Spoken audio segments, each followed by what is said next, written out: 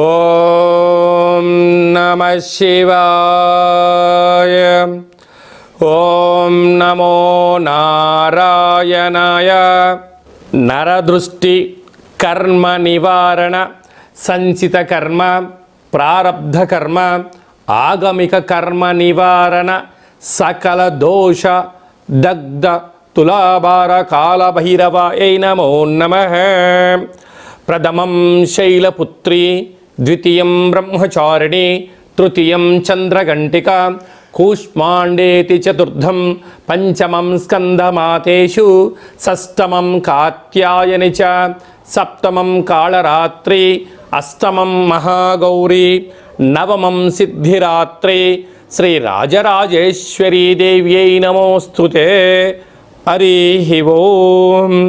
మా ఛానల్కి స్వాగతం. చూస్తున్న వీక్షకులకు, ప్రేక్షకులకు, ప్రియ కాళభైరవ భగవద్బంధులకి స్వాగతం పలుకుతూ, మమ్మల్ని ఎంతగానో ఆదరిస్తూ ఉండబడినటువంటి ప్రియ సోదరా సోదరీమణులకు స్వాగతం పలుకుతూ, అందరికీ ముందస్తుగా విజయదశమి పండగ శుభాకాంక్షలు. అమ్మవారి యొక్క ఆశీస్సులు ఉంటే మనకు అన్నీ ఉన్నట్లే కనుక అమ్మను స్మరిద్దాం, అమ్మను ధ్యానిద్దాం. ప్రకృతితో మమేకమైనటువంటి అమ్మవారిని శాకాంబరి స్వరూపంలో పూజ చేసుకుందాం. జీవనాన్ని అద్భుతమైన ఆనందకరమైన జీవితానికి స్వాగతం పలుకుదాం.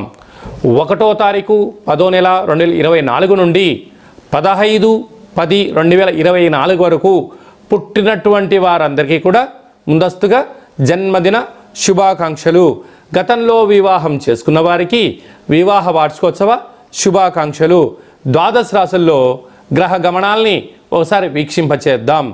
వృషభ రాశిలో దేవగురు బృహస్పతి సంచార స్థితి, విశేషంగా మిథున రాశిలో కుజ భగవానుడు సంచార స్థితి, కన్యరాశిలో రవి బుధ కేతు సంచార స్థితి. 3 గ్రహాలు కలిపి బుధాదిత్య రాజయోగం చేత కన్యరాశిలో సంచార స్థితి. తులారాశిలో శుక్ర భగవానుడు స్వక్షేత్ర సంచార స్థితి. కుంభరాశిలో శని భగవానుడు స్వక్షేత్ర తిరోగమన సంచార స్థితి. మీనరాశిలో రాహు సంచార స్థితితో ద్వాదశ రాశుల్లో గ్రహ గమనాలు ఈ విధంగా ఉన్నాయి. కర్కాటక రాశి వారు మహాలయాల అమావాస్య సందర్భంగా ఎలాంటి విధి విధానాలు పాటించాలి, గతించిన వారి యొక్క ఆశీస్సులు ఎలా పొందాలో ఈ వీడియోలో సవివరంగా సంపూర్ణంగా తెలుసుకుందాం. కర్కాటక రాశిలో ఏ ఏ నక్షత్రాలు వస్తాయనగా, పునర్వసు నక్షత్రంలోని చివరి పాదమైన 4వ పాదము, పుష్యమీ నక్షత్రంలోని 4 పాదాలు, ఆశ్లేష నక్షత్రంలో 4 పాదాలు కలిపితే కర్కాటక రాశి. చాలామందికి పుట్టినటువంటి కాల సమయంలో డేటా బర్తులు లేనటువంటి కారణం వలన పేరు యొక్క మొదటి అక్షరాన్ని అనుసరిస్తూ ఆ రాశిని తెలుసుకునే ప్రయత్నం చేద్దాం. హీ, హూ, హే, హో, డా, డి, డు, డే, డో అక్షరాల వారందరూ కూడా కర్కాటక రాశి జాతకులే. కర్కాటక రాశి యొక్క అధిపతి చంద్ర భగవానుడు కనుక బుధవారం ఉత్తర హస్త నక్షత్ర సందర్భంగా మహాలయాల అమావాస్య రావడం వలన వీలైనంత వరకు పితృదేవతలను స్మరించడం, వారికి దర్భలు నల్ల నూలతో పాటి తెలుపు వస్త్రాలను బ్రాహ్మణుడికి దానం ఇవ్వడం కానీ, ఒక దోషుడు బియ్యాన్ని పెద్దవారికి నమస్కారం చేసుకొని గోమాతకు ఆహారంగా ఏర్పాటు చేయడం కానీ, అలాగనే పక్షులకు ధాన్యం చల్లడం కానీ, కాకులకు ఆహారం వండి పెట్టడం వలన ఈ యొక్క కర్కాటక రాశి వారికి మనశ్శాంతి, ఆయుర్వృద్ధి, జ్ఞానవృద్ధి, ఐశ్వర్య సంపద కర్కాటక రాశి వారి సొంతమయ్యే పరిస్థితి ఉంటుంది. కారణం ఏమనగా, ఒకవైపు అష్టమస్థాన శని యొక్క ప్రభావం చేత విపరీతమైన బాధపడుతున్న సందర్భాలలో ఈ పితృదేవతలకు ఏ జీవుడు ఏదో రూపంలో తినడం వలన, వీరి కర్మను దానం చేయడం వలన ఐశ్వర్యం, ఆరోగ్యం, ఆనందం, భోగభాగ్యం కర్కాటక రాశి వారికి రావడం ప్రారంభిస్తుందని చెప్పి గమనించాలి. అలాగా వీరికి తృతీయంలో బుధాదిత్య రాజయోగం కారణం వల్ల, అక్కడ కేతు సంచారం చేయడం వల్ల ఏదైనా ఒక పని చేసేటప్పుడు మీ 6 సెన్స్ అంటే భవిష్యత్తును దృష్టిలో పెట్టుకొని గతంలో ఏం జరిగింది, ఏం జరుగుతుంది, ఏం జరగబోతుంది అనేటువంటిది దృష్టిలో ఉంచుకొని చేయగలిగితే మీకు అద్భుతమైన మంచి ఫలితం ఉంటుంది. అలాగే అష్టమ స్థానంలో శని యొక్క ప్రభావము తీవ్రంగా ఉండడం వలన, భాగ్యంలో రాహు సంచార స్థితి ఉండడం వలన ప్రేమికులు, భార్యాభర్తలు వీలైనంత వరకు అన్నదమ్ములతో, అక్కా చెల్లెలతో విభేదాలకు ఇది సరైన సమయం కాదు అని చెప్పి గమనించాలి. లాభస్థానంలో గురువు ఉండడం వలన ఇది మీకు చాలా మంచి కాలము. మౌనం, ధ్యానం, ఏకాగ్రత, దానము, సత్సంగము, పారాయణము, ఆసనాలు మనశ్శాంతిని కలిగిస్తాయి. వ్యయంలో కుజ భగవానుడు సంచారం చేయడం వలన, కుజదోష ప్రభావం కారణం వలన మీ జన్మ నక్షత్రం రోజున అష్టమి, పూర్ణిమ, అమావాస్య తిథుల యందున దూర వాయు జల ప్రయాణాలకు దూరంగా ఉండండి. యంత్రాలతో, ఆయుధాలతో దయచేసి చెలగాటమాడవద్దు. ప్రమాదాలు పొంచి ఉన్నాయి. నీటి వ్యాపారాలు, హోటల్ వ్యాపారాలు, పాల ఉత్పత్తులు, ఆహార క్రయ విక్రయాలు, గోడౌన్స్, స్వయం వృత్తులు, గృహ భవన నిర్మాణ కార్యక్రమం చేసేవారు, వ్యవసాయ సోదరీమణులు జాగ్రత్తలు వహించడం వలన ఆరోగ్యాన్ని కాపాడుకొని మానవ ప్రయత్నం చేయాలి అని చెప్పి జ్యోతిర్విజ్ఞానం తెలియచేస్తుంది. అక్టోబర్ మాసంలో ముఖ్యమైనటువంటి పండుగల గురించి క్లుప్తంగా, సవివరంగా, సంపూర్ణంగా తెలుసుకుందాం. 2వ తారీఖు 10వ నెల 2024 భాద్రపద మాస కృష్ణపక్ష అమావాస్య బుధవారము. సాక్షాత్తుగా హరిహరసుతుడైనటువంటి అయ్యప్ప స్వామి వారి యొక్క జన్మ నక్షత్రము, విఘ్నేశ్వర స్వామి యొక్క జన్మ నక్షత్రము కారణం చేత అదే కాకుండా మహాలయాల అమావాస్య అంటారు. అంటే మనకు బహుళపక్షము ప్రారంభం అయినప్పటి నుండి అమావాస్య వరకు గతంలో గతించినటువంటి మన పెద్దలు వారు ఏ తిథి రోజైతే పరమపదింపజేశారో, లేకుంటే ఏ రోజైతే పరమపదింపజేశారో మనము ఆ రోజును గుర్తుపెట్టుకొని వారికి స్వయంపాక కార్యక్రమాలను, మన సనాతన సాంప్రదాయము, మన ఆచార వ్యవహారాలు, ప్రాంతాలను బట్టి వాళ్ళను పెద్దవాళ్ళను తృప్తిపరచడం కోసం ఏమే కార్యక్రమాలు చేస్తామో చేయాలి.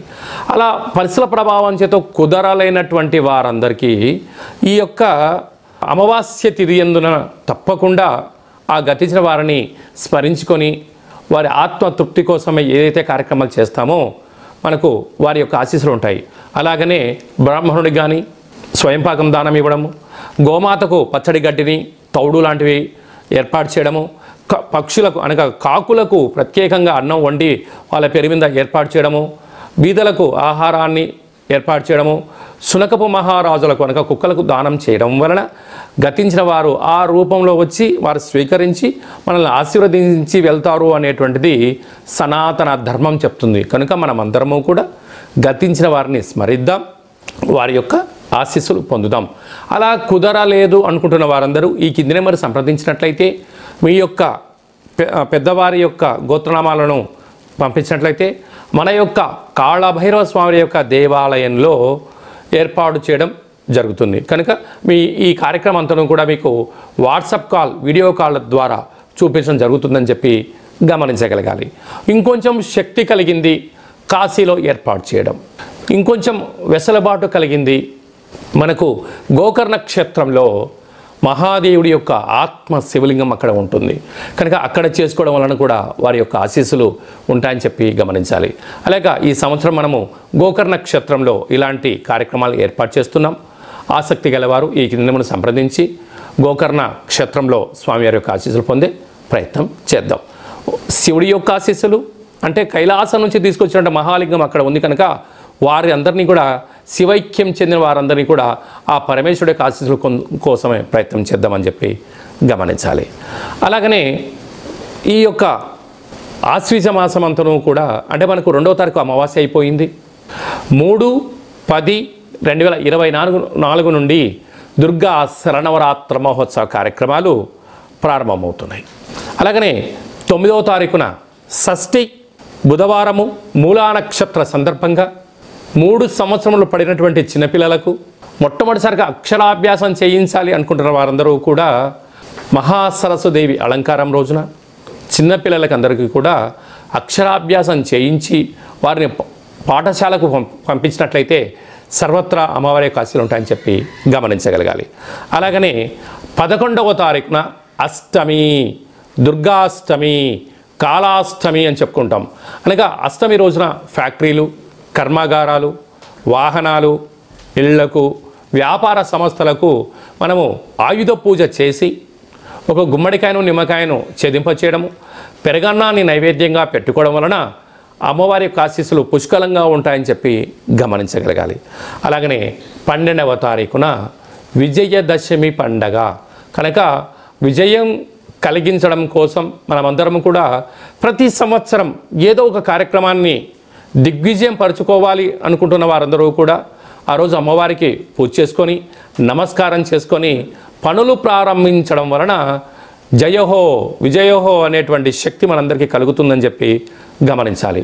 ఆ రోజు సాయం సంధ్యా కార్యక్రమంలో శమీవృక్షపు పూజ చేసుకొని ఆ యొక్క బంగారాన్ని తీసుకొని వెళ్ళి అమ్మవారి దగ్గర పెట్టి పూజ చేసుకోవడం, తల్లిదండ్రులకు, గురువులకు, పెద్దలకు, సన్నిహితులకు ఇచ్చి వారి ఆశీర్వచనం తీసుకోవడం వలన మనకు సర్వత్రా ఆ అమ్మవారి యొక్క ఆశీస్సులు ఉంటాయని చెప్పి గమనించాలి. అప్పుడు ఈ మంత్రాన్ని ఉచ్చరింపచేయాలి. ఒక తెల్లటి పేపర్ పైన ఎరుపు పెన్ను చేత కానీ పసుపు రంగు పెన్నుతో కానీ ఈ యొక్క మంత్రాన్ని ఉచ్చరింపచేసి ఆ వృక్షదేవత దగ్గర పెట్టి నమస్కారం చేసుకొని రావాలి. ఓం శమి శమైతే పాపం శమి శత్రు వినాశనం అర్జునస్య ధనుర్ధారీ రామస్య ప్రియదర్శనం శ్రీ అపరాజితాదేవ్యై నమోస్తుతే అనేటువంటి మంత్రాన్ని 27 సార్లు ఉచ్చరింప చేసుకొని అక్కడ అమ్మవారి దగ్గర ప్రదక్షిణ చేసి నమస్కారం చేసుకోవడం వలన రాముడు ఎంతటి విజయాన్ని పొందాడో మనకు కూడా అలాంటి విజయాన్ని ప్రసాదించమని అమ్మవారిని కోరుకుందాం. కనుక ఈ అక్టోబర్ మాసంలో అమ్మవారి యొక్క ఆశీస్సుల కోసం కనీసం ఈ 9 శరన్నవరాత్రుల రోజుల ఆవాసం ఉండడం, భగవంతుడు అమ్మవారి యొక్క సేవలో ఉండడం, లలిత సహస్రనామ పారాయణ వినడం, ఏది మంత్రాన్నైనా ఒక మంత్రాన్ని సాధన చేయడం వలన మనకు అద్భుతమైనటువంటి ఆయుర్శక్తి కలుగుతుందని చెప్పి గమనించాలి. అలాగనే ఈ యొక్క ఆశ్వీజ మాసంలో ఈ యొక్క దుర్గాష్టమి అంటే ఆ అష్టమి రోజున కాళభైరవ స్వామి యొక్క స్మరణ, కాళికామాత యొక్క ఆశీస్సులు మనకు కావాలి అన్నట్లయితే ఈ కిందెమరు సంప్రదించినట్లయితే మీకోసం ప్రత్యేకంగా కాళభైరవ హోమ కార్యక్రమం చేయించి వీడియో కాల్ ద్వారా చూపించి ప్రసాదంగా మీకు ఏర్పాటు చేయడం జరుగుతుందని చెప్పి గమనించాలి. ఈ యొక్క పాత్ర కంచు పాత్ర అంటే కంచు మోగినట్టు కనకము మోగదు గదరాసుమతి అని చెప్తూ ఉంటారు. ఈ యొక్క పాత్రను మనం ఒక్కసారి గమనించినట్లయితే ఈ యొక్క పాత్రలో 12 రాసులను అచ్చు వేయడం జరుగుతుంటుంది. ఈ పాత్రతో ఉపయోగాలను ఒక్కసారి మనం తెలుసుకుందాం. ఇలా ఒక్కసారి శబ్దం చేసినట్లయితే ఓంకార శబ్దం రావడం జరుగుతూ ఉంటుంది.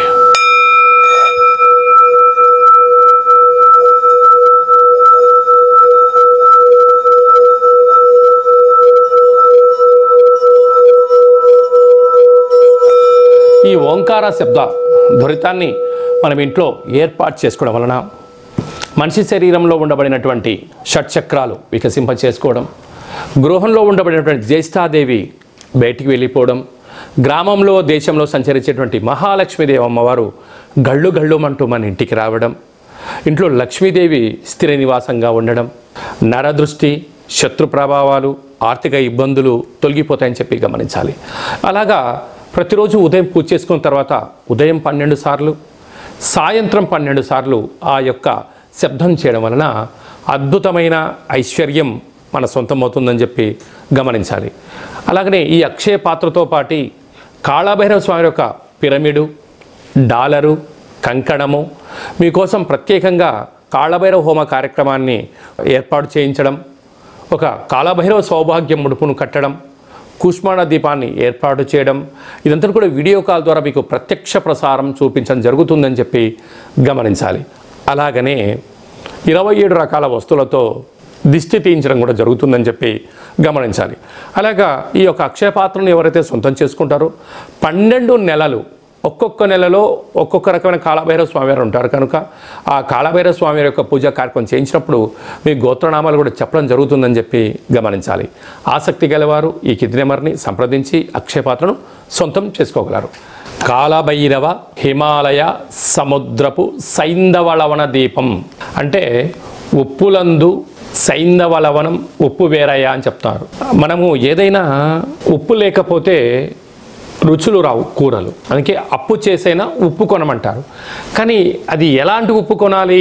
సైంధవ లవణం అంటే హిమాలయాల ప్రాంతాలలో మినిమం ఒక 100 నుంచి 125 సంవత్సరాలు పడుతుంది ఈ యొక్క ఉప్పు తయారవ్వడానికి. ఆయుర్వేదంలో ఈ ఉప్పు రారాజు అంటే ఈ యొక్క ఉప్పును ఏర్పాటు చేసుకోవడం వలన మనం ఇంట్లో ఏదైనా కూరలు కానీ కూరగాయలు కానీ ఆహార ఉత్పత్తులు తయారు చేసేటప్పుడు ఈ యొక్క సైంధవ లవణాన్ని వేసుకోవడం వలన సంపూర్ణమైనటువంటి ఆయురారోగ్యాలు ప్రసాదిస్తాయి అని చెప్పి మనకు వేదాలు, ఆయుర్వేదము, చరక సంహిత లాంటి మనకు పుస్తకాలు తెలియజేస్తున్నాయి. ఇక్కడ ఈ మనం కనిపిస్తున్నటువంటి ఈ ఒక్క ఉప్పు దీపాన్ని ఇంట్లో పెట్టుకోవడం వలన ఎలాంటి ఉపయోగాలు సవివరంగా సంపూర్ణంగా తెలుసుకుందాం. చుట్టూ 30 మీటర్లు అంటే ఎత్తులోకి భూమిలోకి left right east west north south అంటే 8 వైపులా ఈశాన్య, తూర్పు, ఆగ్నేయ, దక్షిణ, నైరుతి,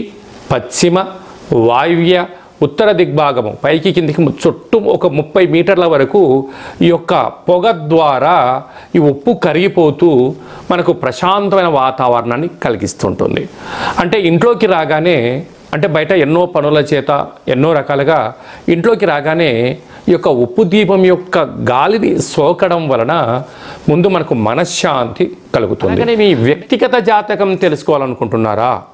మీ యొక్క పేరు, పుట్టినటువంటి తిథి అంటే డేటు, నెల, సంవత్సరం, సమయం రాసి మీరు వాట్సాప్లో పంపించగలిగినట్లయితే సంపూర్ణంగా 100 సంవత్సరాల జాతకాన్ని వ్రాసి పంపించి మీరు పుట్టినప్పుడు గ్రహ గమనాలు ఎలా ఉన్నాయి, ప్రస్తుత కాలమాన ప్రకారంగా గ్రహాలు ఎలా ఉన్నాయి, రాబోయే కాలంలో ఎలా ఉండబోతున్నాయో భూత భవిష్యత్ వర్తమానాన్ని తెలియజేయడం జరుగుతుందని చెప్పి గమనించాలి. చాలామందికి పుట్టినటువంటి కాల సమయంలో డేటా బర్తులు లేనటువంటి వారికి పేరు యొక్క మొదటి అక్షరాన్ని అనుసరిస్తూ రాశిని తెలియచేస్తూ గ్రహ సంచార స్థితిని తెలియచేస్తూ భూత భవిష్యత్ వర్తమానాన్ని గవ్వళ ద్వారా అనగా రమణ శాస్త్రం ద్వారా కాళభైరవ ఉపాసన చేత మీకు తెలియజేయడం జరుగుతుంది. ఆసక్తిగల వాళ్ళు మన యొక్క జాతకాన్ని ముందస్తుగా తెలుసుకొని భవిష్యత్తులో ఎలాంటి మార్పులు మంచి మార్పులు రాబోతున్నాయి, ఎలాంటి అడ్డంకులు ఉన్నాయో తెలుసుకొని జీవిత గమన ప్రయాణంలో మనం ప్రయాణం చేయగలిగినట్లయితే అద్భుతమైనటువంటి జీవితాన్ని ఆస్వాదించడం, ఆనందకరమైన జీవితానికి మనము స్వాగతం పలకడం, అష్ట కష్టాలకు స్వస్తి పలకడం, అష్ట ఐశ్వర్యాలకి స్వాగతం పలుకుతామని చెప్పి గమనించాలి. కనుక మీ వ్యక్తిగత జాతకం తెలుసుకోవాలనుకుంటున్నట్లయితే ఈ కింది నెంబర్ని వాట్సాప్ ద్వారా కానీ ఆన్లైన్ ద్వారా కానీ ఫోన్ కాల్ ద్వారా కానీ అపాయింట్మెంట్ తీసుకొని సంప్రదించగలరు. అందరికీ ఆధ్యాత్మిక సలహాలు సూచనలు ఇవ్వడం జరుగుతుందని చెప్పి గమనించాలి. అలాగనే మీ అబ్బాయికి కానీ అమ్మాయికి కానీ ఎంత ప్రయత్నం చేసినా వివాహం అవ్వడం లేదా? ఎందుకు వివాహం అవ్వడం లేదు? జాతకంలో ఎలాంటి యోగాలు ఉన్నాయి, ఎలాంటి దోషాలు ఉన్నాయి తెలుసుకునే ప్రయత్నం చేద్దాం. వచ్చేటి వధువు కానీ వరుడు యొక్క జాతకాన్ని మన యొక్క అబ్బాయి అమ్మాయి జాతకాన్ని గణాలు గుణాలు ఎలా కలుస్తున్నాయో తెలుసుకుందాం. వివాహ తదనంతరం వీరి యొక్క వైవాహిక జీవితం సంతాన యోగము, గృహయోగము, వ్యాపార యోగము, సామ్రాజ్య పట్టాభిషేక యోగము అలాంటి ఎన్ని యోగాలు ఉన్నాయో కూడా ముందస్తుగా తెలుసుకునే ప్రయత్నం చేద్దాం. అలాగనే భార్యాభర్తలు తరచుగా గొడవ పడడం, ఎవరికి వారే యమునా తీరే అన్నట్టుగా ఉండడం, ఒకరు చెప్తే మరొకరు వినకపోవడం, పెద్ద మనుషులని పంచాయతీ అని విడివిడిగా ఉండడం, అలాగనే నిత్యము పోలీస్ స్టేషన్లు కోర్టు సమస్యలతో బాధపడుతున్నారా? మీరు ఒక్కసారి భార్యాభర్తల యొక్క జాతకాన్ని ఒక్కసారి పంపించినట్లయితే చిన్న చిన్న అడ్డంకులను తొలగించుకునే ప్రయత్నం చేసుకొని పార్వతీ పరమేశ్వరులు ఎలా కలిసి ఉంటున్నారో అలా కలిసి ఉండేటువంటి సలహాలు సూచనలు ఇవ్వడం జరుగుతుందని చెప్పి గమనించాలి. అందరికీ శుభం, జయం, లాభం జరగాలని కోరుకుంటూ ఆశీర్వచనం. ఓం శతమానం భవతి శతాయు పురుష సతేంద్రియ ఆయుష్యేవేంద్రియే ప్రతిష్టతి ధనం ధాన్యం బహుపుత్రలాభం శత సంవత్సరం దీర్ఘమాయు సర్వే జనా సుఖినో భవంతు లోకా సమస్తా సుఖినో భవంతు. సర్వం శరణవరాత్ర దేవత అర్పణమస్తు. హరి ఓం. ఈ వీడియో మీకు నచ్చినట్టయితే లైక్ చేయండి, షేర్ చేయండి, మా యొక్క ఛానల్ని సబ్స్క్రైబ్ చేసుకోండి. అందరికన్నా ముందుగా మీ వ్యక్తిగత జాతకం తెలుసుకోవాలనుకుంటున్నారా? అందరికన్నా ఆధ్యాత్మికమైన సలహాలు ముందస్తుగా మీరే వినాలనుకుంటున్నారా? అయితే పైన ఆల్ అనే బటన్ను తెలియచేయండి. అలాగనే గంట సింబల్ కూడా ప్రెస్ చేయండి. ఈ ఆధ్యాత్మిక భక్తి సమాచారాన్ని భగవద్బంధువులకు, మిత్రులకు, స్నేహితులకు మీరు ఎవరి క్షేమాన్ని కోరుకుంటున్నారో, లేకుంటే మీ క్షేమాన్ని ఎవరైతే కోరుకుంటున్నారో వారికి కూడా ఈ వీడియోను ఫార్వర్డ్ చేసి భగవంతుడి యొక్క ఆశీస్సులు పొందగలరు.